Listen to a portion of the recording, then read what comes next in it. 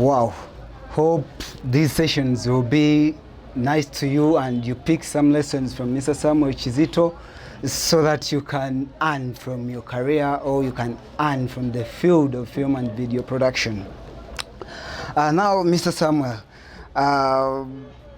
as an industry professional and an expert, there are any workshops you can recommend to our students here at some School of Music which are related to film and video production?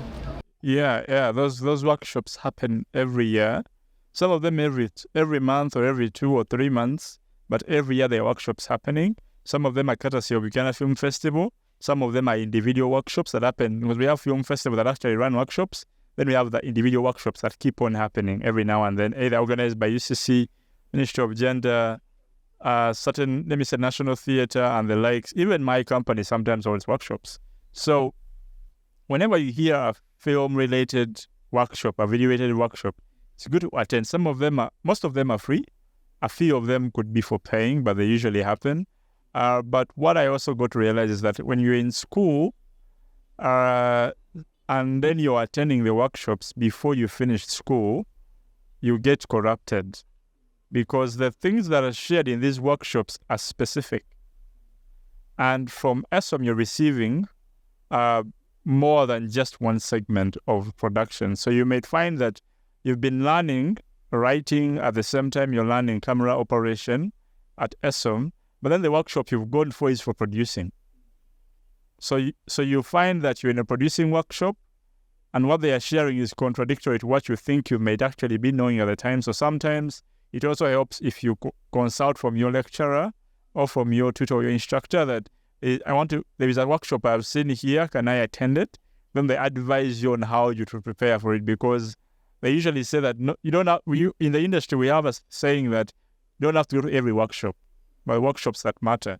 You need the knowledge, but sometimes too much knowledge can also contradict you in how you understand things and you end up not progressing. So they are very good to attend. They always happen, but I usually share with them with students.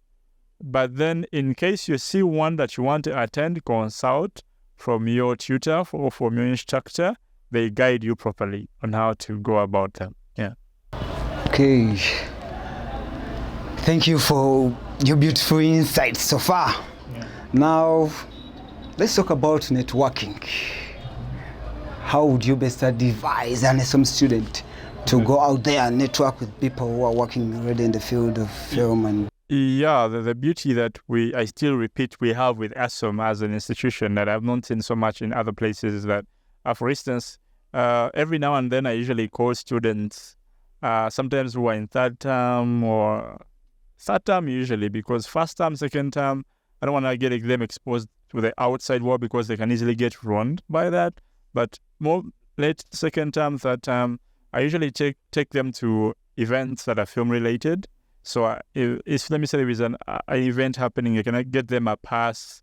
They go and attend this event, and I introduce them to people. If it's a festival as well, I do that. I ask for a pass from the organizers and be able to take the students there. And this is the thing.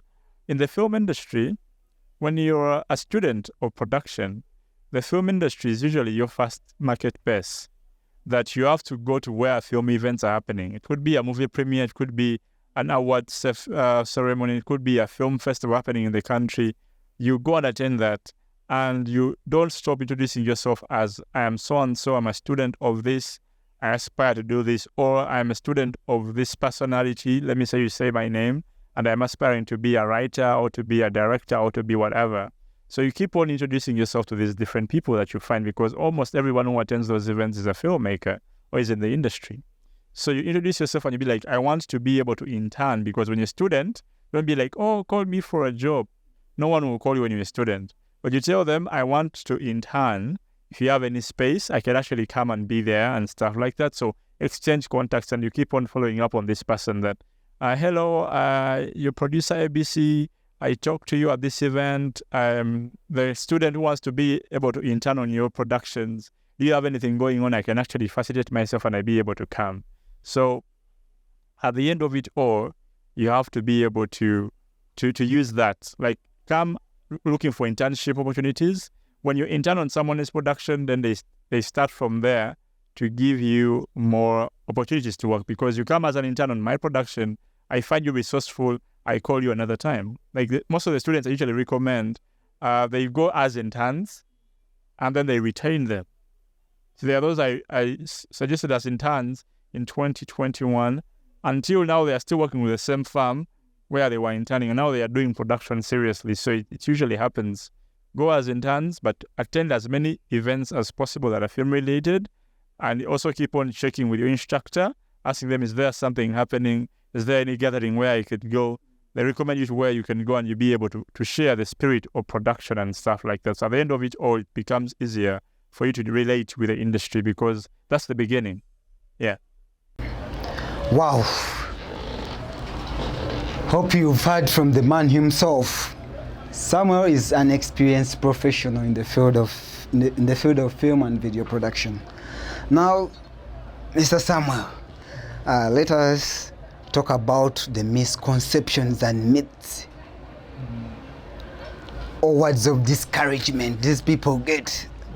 That okay, you're studying at some school of music, someone can discourage you that in the field where you are, there is no money. So they give you an example of someone who's already established in the industry, but when you do a background check, that someone might be having nothing.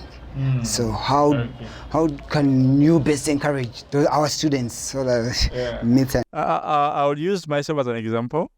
As I'm speaking, I live off film and TV production. I don't have a side job. I think the only side job I have is still teaching it here at ESOM. I don't want to expose how much I make. I don't know. I don't want to give that number though. But then I am not a struggling filmmaker. I would not say I'm rich, but I'm comfortable. I'm financially stable. That's what I can say. And all that comes from film and TV production. I pay my rent, which is not cheap. Yeah. I afford my lifestyle. I travel. I don't only stay in Uganda. I travel to different countries. Every year I can have like 4 more trips in different countries where I still work as a filmmaker. Now, I have been able to be employed in the country, to be employed outside Uganda as a filmmaker. I've been to South Africa, Nigeria, Ghana, the UK, going to the US next year, still for film. You understand? And all these things are coming because I'm in the industry. If I wasn't a filmmaker, I wouldn't be traveling for the same. You understand? There are people who are in the industry who are struggling, that's the truth. But it's because of the decisions they make. And if you do a background check on those people, there will be people who never went to film school or to an institution to study these things. And students here are lucky that they are learning. And they are learning from people who are actually doing okay in the industry. You get? I am not that person who can be used as an example of failure. I'm used as an example of success. That, you see, even this person made it and is making it here and here. That's why I'm able to stand and stay strong. Why would I be here for 10 years when I'm not actually gaining anything? I would have been doing some other farming thing or side business, selling electronics and the likes, but I don't have any of that.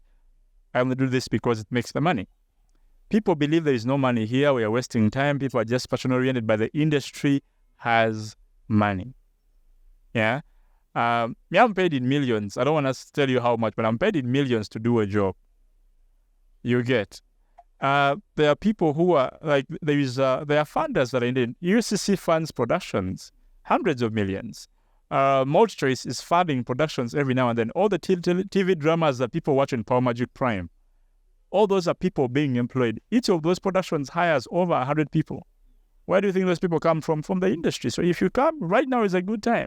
I've even sent some students into those TV series that actually been done on Power Magic Prime, and they are being employed in those productions. You get? Before, people couldn't afford to pay their bills through film, but now they can. Actors are paid, crew people are paid. I hire people, I pay people. I get paid as well. I get hired by other producers because there is a business here. The myths could be happening for some category of filmmakers, but if you are guided the right way, if you're studying, you're trained for this, and you take what you've learned into action, and you be guided well by your instructor, and you follow up well, this can be your success story in just 1 year. You see the money that people spend to pay for lectures here at ESOM, you can make back that money in your first job. All the money you spent to pay for that course, that's the beauty. You understand? There is money in the industry, but for people who are good, for people who are trained, for people who know what they are doing. People who are failing at this thing are people who are not trained. People who didn't go for film school to study these things, because it takes you years to learn. But if you're from, let me say, people at ESOM here, in 1 year you've learned everything I've learned in 10 years. You understand? So you even have a shortcut to life. That's the importance of actually going to an institution that actually has people who are doing these things, and because we don't read them from books. We've been there. We've seen it. Yeah.